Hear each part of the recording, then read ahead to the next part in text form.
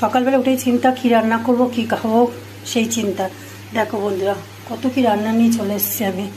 এটা হচ্ছে পমপ্লেট মাছ। এইটা একটু পমপ্লেট, তার দাম আবার 500 টাকা করে কিলো।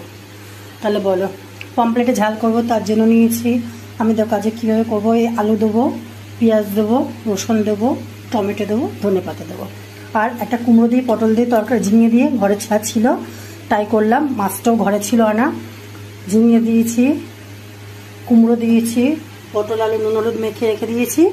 এটা কয়েকটা সয়াবিন দিয়ে আমি একটা তরকারি করব।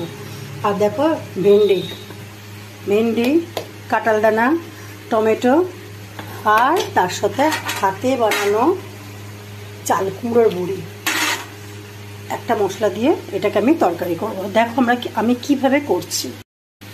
বন্ধুরা আমি কুমড়োটা বসাবো, তার জন্য আমি জিরে ফোড়ন দিয়েছি, তেজপাতা ফোড়ন দিয়েছি, লঙ্কা ফোড়ন দিয়েছি।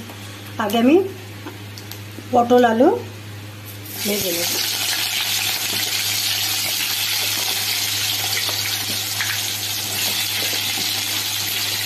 আমি আলাদা তুলে রাখবো না, আমি একভাবেই বসিয়ে দেবো সব ভাজা ভাজা করে।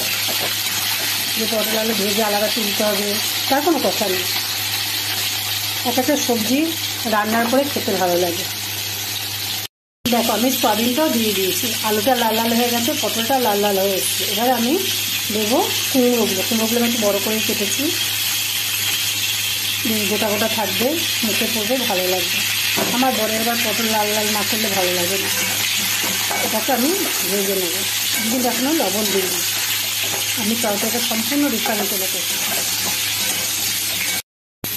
কুমড়োটা কিন্তু আমার বেশি পাকা না, এটা হচ্ছে আদা পাকা কুমড়ো। এই কুমড়োর মানে মাখা মাখা তরকারি খেতে গোটা গোটা খুব ভালো লাগে।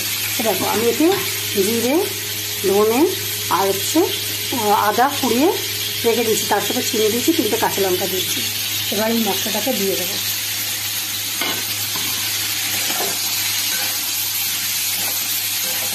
এবার এতে আমি একটু জল দেবো, আর এই ঝিঙে তো অল্প ছিল, ঝিঙে 4 পিস সেটা আমি দিয়ে দিলাম। দিয়ে আমি এবার কষাবো। তরকারি সুন্দর হয় কষার উপরে নির্ভর করে। দেখো আমার তরকারিতে তেল ছেড়ে দিয়েছে। আমি কিন্তু এমন কিছু মশলা দিই না, আমি যতটা পারি কম তেল আর কম মশলা দিয়ে রান্না দেখানোর চেষ্টা করি। দেখো আমি এবার এটাকে জল দিয়ে দেবো। এরকম একটু মাখা মাখা তরকারি হবে, গরমকালে খুব ভালো লাগে।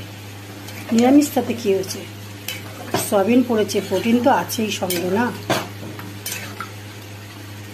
দেখো আমি কিন্তু কাশ্মীরি লঙ্কা গুঁড়ো কিচ্ছু দেবো না, সব তরকারিতে কাশ্মীরি লঙ্কা গুঁড়ো মানায় না।